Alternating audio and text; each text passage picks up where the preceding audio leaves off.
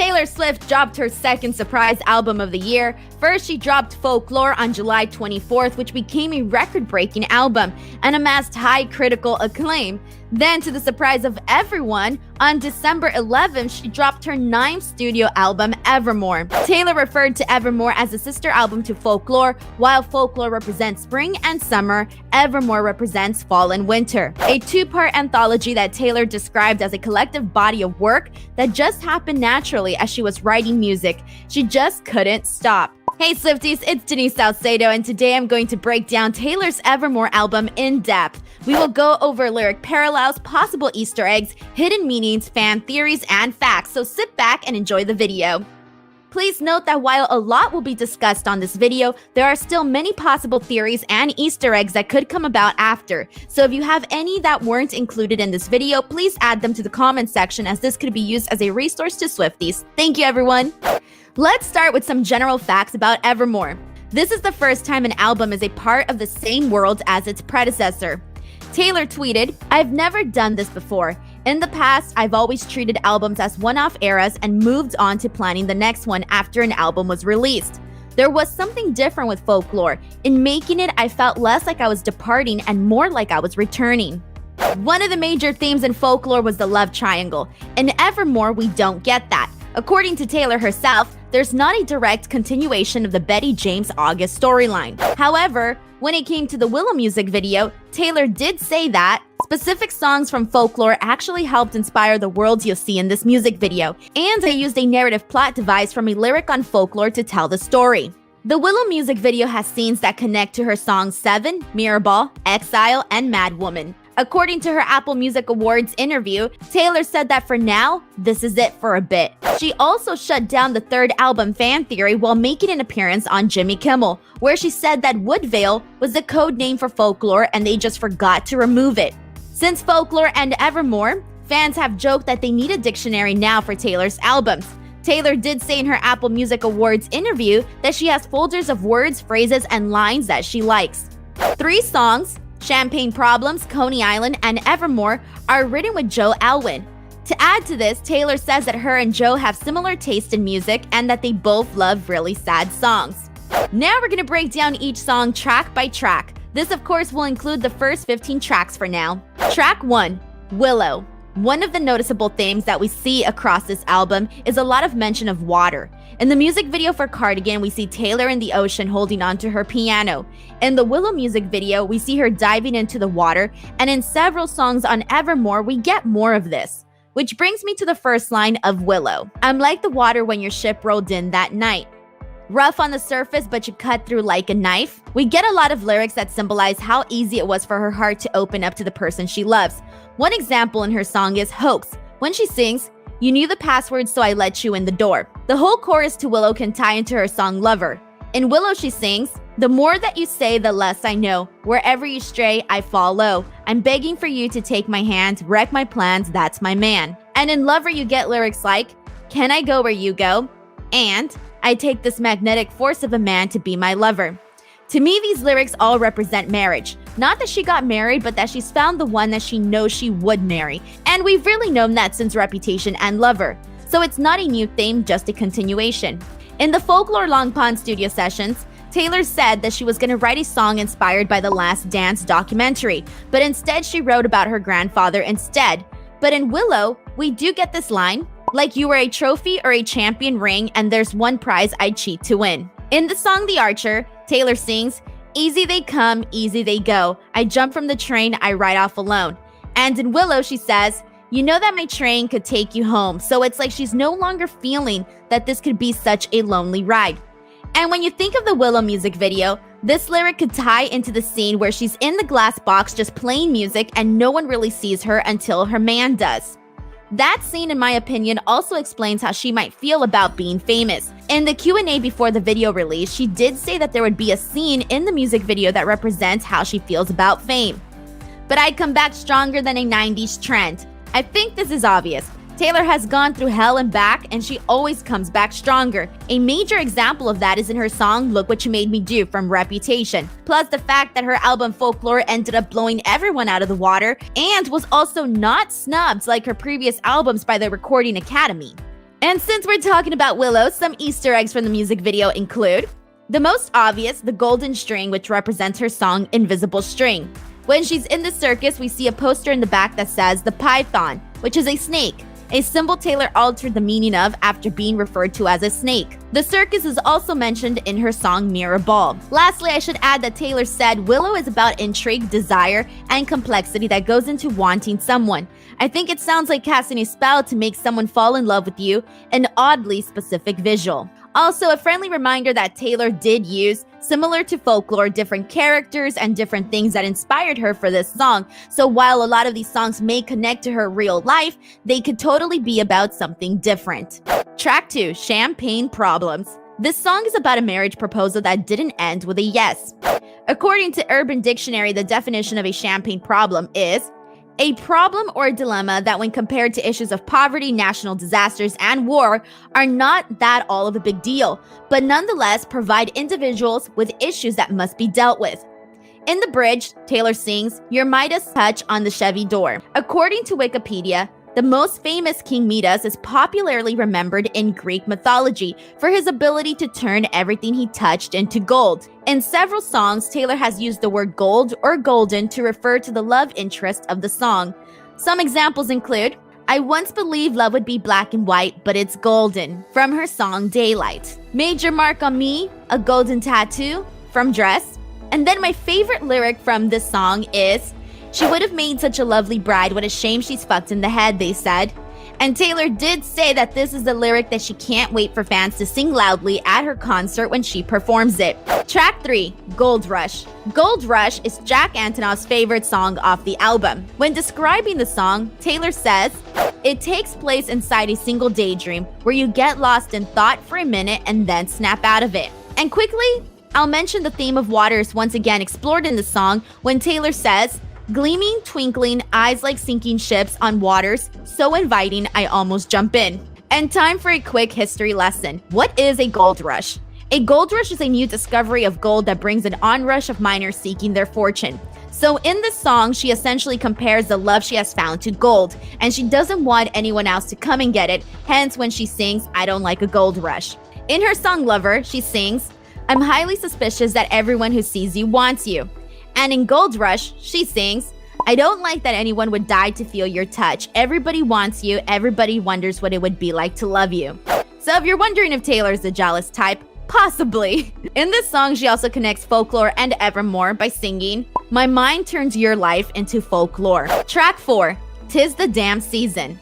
This is a song that Taylor mentioned on her Instagram way before we even knew there would be a second album. When Taylor talked about the album as a whole, she said there was a song about Dorothea, the girl who left her small town to chase down Hollywood dreams, and what happens when she comes back for the holidays and rediscovers an old flame. This song could be the song in which she rediscovers an old flame, and we'll talk more about Dorothea when we get to the song. But in "'Tis the Damn Season," in the chorus, she sings, "You could call me babe for the weekend." And a friendly reminder that Taylor wrote the song Babe, which is performed by Sugarland, a breakup song in which she wrote, "This is the last time I'll ever call you babe." Track 5, Tolerated. Taylor's Track 5 songs are to die for because they always are brilliant and sad. Taylor said that she decided on Track 5 because of the lyrics of Tolerated and how it's so visual and conveys such a specific kind of hurt. Interestingly enough, in the Long Pond studio sessions, Taylor did mention that she feels pressure in selecting a Track 5 song. Tolerated is about infidelity. It's from the perspective of the person who's being cheated on. On her Apple Music Awards interview, Taylor said that she was inspired to write Tolerated after reading the book Rebecca by Daphne du Maurier. And personally, I think that this song connects to the next song, which is Track 6, No Body, No Crime featuring Haim. My theory is that for both Track 5 and Track 6 is that they are both connected. I also think they were inspired by a similar story, so let me explain. Track 5, in my opinion, is the perspective of the wife, which in Track 6 we find out her name is Esty, which is Taylor's friend from Haim. And in No Body, No Crime, we discover that Esty knows her husband is having an affair, but she just can't prove it. Then the husband kills Esty, but her friend just can't prove it. So then in turn, the friend murders the husband and Esty's sister helps her cover it up. Taylor said, "Yes, I wrote No Body, No Crime by myself. It was inspired by my obsession with true crime podcasts and documentaries. and I used one of my best friend's names as the main character. So to add to my theory about track 5 and 6 being tied together, since Taylor mentioned that true crime documentaries inspired, two stories that came to my mind immediately were the Watts family murders and the Lacey and Scott Peterson stories. But then again, that's just a theory. Another fun fact about this song is that Taylor texted SD to find out what her favorite fast food chain was, in which she mentioned Olive Garden, which is why she put in Olive Garden. Track 7, Happiness. Taylor said that this was the last song she wrote for the album, and it was added 1 week prior to the album release. She also said that Happiness is a very deceptive title. A fun lyric connection in the first verse is when Taylor sings, "Showed you all of my hiding spots." This can tie into her song from 1989, I Know Places. On the album intro, Taylor says she writes about the realization that maybe the only path to healing is to wish happiness on the one who took it away from you. And when she sings, "When did all our lessons start to look like weapons pointed at my deepest hurt?" this lyric reminds me of False God from Lover, because in that song she talks about fighting with a person she loves. Same with Afterglow. When Taylor sings, "I haven't met the new me yet," she adds that not only is this a line that corresponds to the song and the story that she is telling, but also that she hasn't really met the new her in real life, her future self. Track 8, Dorothea. So at the top of this video, I mentioned that Taylor said the love triangle characters from Folklore don't continue on Evermore. But she did say that in her mind, Dorothea went to the same school as Betty, James, and Inez. This was also the first song written for this album. We also mentioned when talking about 'Tis the Damn Season that Dorothea was a girl who left her small town to pursue her dreams in Hollywood, but got reunited with an old flame. This song, Dorothea, could be from the perspective of the said old flame. In 'Tis the Damn Season, she mentions her so-called friends in LA, and in this song, he mentions, "You got shiny friends since you left town." And a tiny screen's the only place I see you now. It's because, again, she's pursuing a career in Hollywood. And the small town Dorothea is from is obviously Tupelo, since it's mentioned in the song. The stars in your eyes shine brighter in Tupelo. FYI, Tupelo is a city in northeast Mississippi. It's known as the birthplace of Elvis Presley. Track 9, Coney Island featuring The National. In the Q&A, Taylor mentioned that The National is one of her all-time favorite bands. In the bridge, when Taylor and Matt sing, "Did I leave you hanging every single day? Were you standing in the hallway with a big cake, happy birthday?" This could be a nod to her song from her Red album, The Moment I Knew. However, Taylor also said in an interview that this was essentially her getting her favorite lead singer from her favorite band wishing her happy birthday on a song, because she knew that she would be releasing this album around her birthday. "Did I paint your bluest skies the darkest gray?" could possibly be a nod to Dear John when she sings, "You paint me a blue sky, then go back and turn it to rain." And when I got into the accident, this could relate to the accident mentioned in Out of the Woods. Remember when you hit the brakes too soon? 20 stitches in a hospital room. Track 10, Ivy. Ivy continues the marital dilemma in which a married woman falls in love with another man, a major theme of secret affairs in both Folklore and Evermore. Again, in her album booklet describing the song, she says, "The unhappily ever after anthology of marriages gone bad that includes infidelity, ambivalent toleration, and even murder." Track 11, Cowboy Like Me. When describing the song, Taylor said, "The one about two young con artists who fall in love while hanging out at fancy resorts trying to score rich romantic beneficiaries." And as you scour through the lyrics, the story keeps coming together with lyrics like, "Telling all the rich folks anything they want to hear. Eyes full of stars, hustling for the good life, never thought I'd meet you here. You're a bandit like me. And the skeletons in both our closets." Then in the fourth verse when she sings, "Now you hang from my lips like the gardens of Babylon." After a quick Google search, you'll learn that the Hanging Gardens of Babylon were the fabled gardens which adorned the capital of the Neo-Babylonian Empire, one of the 7 wonders of the ancient world. They are the only wonder whose existence is disputed amongst historians. So this could symbolize the relationship between these two con artists. Was it even real? Track 12, Long Story Short. Long story short, this is about how she went through hell, survived it all, and went through the bad guys to find the love of her life. She narrows down the whole story in the chorus. "And I fell from the pedestal right down the rabbit hole. Long story short, it was a bad time. Pushed from the precipice, clung to the nearest lips. Long story short, it was the wrong guy." And I fell from the pedestal, she's referring to her reputation, hence her Reputation era. Pushed from the precipice, clung to the nearest lips, long story short, it was the wrong guy. This could be in reference to Tom Hiddleston, because right after Calvin, she was seen with Tom. This also connects to her song Getaway Car, where she essentially left one relationship into another and they both didn't work out. The opening line to Getaway Car says it all. No, nothing good starts in a getaway car. I want to tell you not to get lost in these petty things. Your nemesis will defeat themselves before you get the chance to swing.